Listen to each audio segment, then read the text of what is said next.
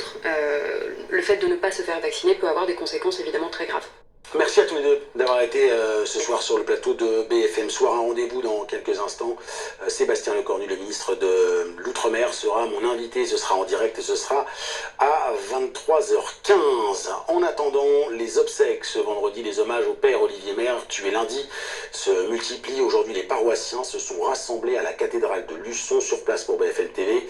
Anne Lorbance et Hugo Orsener.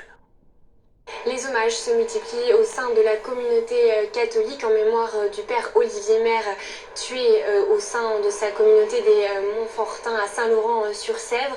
De nombreuses messes et veillées de prière sont organisées dans toutes les paroisses catholiques de France, comme ici à Luçon, où de nombreux paroissiens se sont réunis ce soir pour une veillée de prière en mémoire du père. Beaucoup de catholiques sont particulièrement touchés par son décès et souhaitent venir se recueillir. Les obsèques du père Olivier Maire se dérouleront vendredi à Saint-Laurent-sur-Sèvre en présence de la communauté des missionnaires de Montfortin à laquelle il appartenait, mais également en présence de sa famille. Ces obsèques se dérouleront dans un cadre strictement privé, mais les paroissiens qui souhaiteraient venir se recueillir pourront suivre la célébration sur des écrans géants à l'extérieur de la basilique.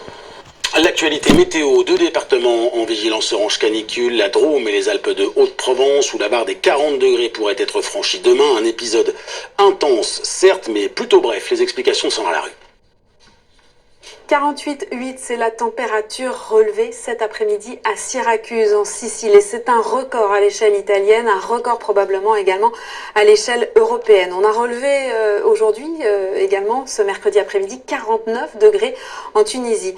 Et cette poche de chaleur méditerranéenne, eh bien, elle se rapproche progressivement de chez nous. Il a fait déjà très chaud ce mercredi après-midi, dans le Var notamment, où l'on a relevé jusqu'à 40,3 degrés. Météo France a d'ailleurs déclenché une vigilance orange sur 2 départements, la Drôme et les Alpes de Haute-Provence. C'est là qu'il va faire le plus chaud. En tout cas, c'est sur ces 2 départements que l'on atteint les seuils de vigilance, mais il va faire très chaud d'une manière générale à l'échelle nationale pour cette journée de jeudi qui sera la plus chaude de l'épisode qui s'annonce. Mais c'est surtout sur le Midi-Pyrénées, sur le quart sud-est que l'on attend les valeurs les plus élevées. Il va faire ce jeudi après-midi 37 degrés à Toulouse et puis localement 35 à 38 degrés sur le sud-est, localement jusqu'à 40 degrés possible, voire même plus. Donc cette chaleur, elle va rester bien présente sur le quart sud-est tout au long de cette journée de jeudi et jusqu'à samedi inclus. Au nord, on aura quand même une baisse qui sera sensible dès la journée de vendredi. En revanche, ailleurs, donc sur le quart sud-est, cette chaleur, il faudra faire avec jusqu'à dimanche.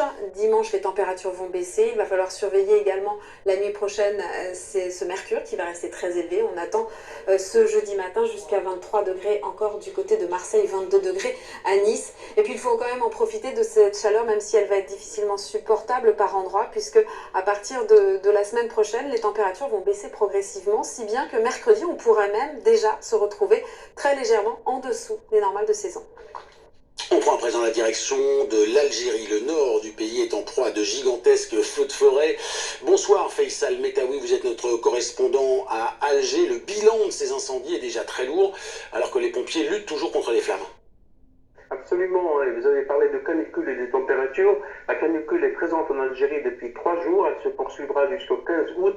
Cela, bien sûr, a compliqué la tâche de la protection civile, mais également des unités de l'armée qui contribuent donc pour circonscrire les feux. Les feux, actuellement, selon la protection civile, ils sont au nombre de 70 dans 18 départements, Wilaya, mais c'est surtout dans l'est d'Alger, dans la région de Tizi Ouzou, Béjaïa et Bouira, c'est des zones qui sont très touchées. Il y a au moins 25 incendies à l'heure actuelle et on déplore 69 victimes, dont 41 civils et 28 militaires selon le procureur de la République qui a annoncé ce chiffre ce soir et qui a parlé de l'ouverture d'une enquête puisque pour les autorités, il s'agit d'un acte criminel. Selon le procureur, les feux ont démarré au même moment, lundi 9 août, et se sont donc propagés dans toute la région de Tizi Ouzou avant bien sûr de se propager ailleurs dans les wilayas limitrophes. Vous le disiez, Faisal, je voulais inciter, la piste criminelle, c'est ce qui rend en plus ce bilan d'autant plus lourd. La piste criminelle prend de plus en plus d'ampleur. Oui, font les autorités, oui. On parle carrément d'un complot. Hein. Le ministre de l'Intérieur, Kamel Beljoud, le Premier ministre Ayman Ben Abdelrahman ont parlé d'actes qui visent l'Algérie. Les enquêtes se poursuivent. On a parlé ce matin de l'arrestation d'une personne à Annaba, dans l'Est algérien, qui aurait contribué donc à allumer le feu d'une manière intentionnelle. Idem pour la région de Médéa au sud d'Alger. Des personnes ont été arrêtées. L'une des personnes a avoué avoir contribué donc, à attiser le feu dans cette région boisière aussi au sud d'Alger. Et donc cette piste semble se confirmer, bien que certains experts évoquent les changements climatiques, évoquent la sécheresse, la hausse des températures, puisque d'autres incendies se sont déclarés dans la région méditerranéenne comme en Grèce et en Turquie. Merci beaucoup Faisal d'avoir été avec nous en direct d'Alger pour faire le point évidemment sur ces incendies meurtriers et donc a priori criminels. Il est 23h, bonsoir à tous et bienvenue dans BFM Soir. Si vous nous rejoignez, voici les titres. L'épidémie n'est pas derrière nous, les mots d'Emmanuel Macron à l'ouverture du Conseil des ministres et les mesures développées dans la foulée par Gabriel Attal. Le port du masque reste obligatoire en intérieur, fin des tests gratuits mi-octobre et passe sanitaire pour les centres commerciaux si le taux d'incidence est à plus de 200. Suffisant ou pas, alors que les chiffres se dégradent en métropole, le point complet avec nos envoyés spéciaux. Jean Castex interpellé lors d'un déplacement dans l'eau des centres de vaccination et de dépistage tagués, détériorés ou incendiés. Le contexte se tend. Faut-il craindre une radicalisation des opposants au vaccin et au pass sanitaire? Débat avec mes invités. N'importe quoi. Après la Martinique, la Guadeloupe s'apprête à être confinée. Le préfet tient une conférence de presse ce soir. Le ministre de l'Outre-mer, Sébastien Lecornu, qui est sur place, sera mon invité à 23h15.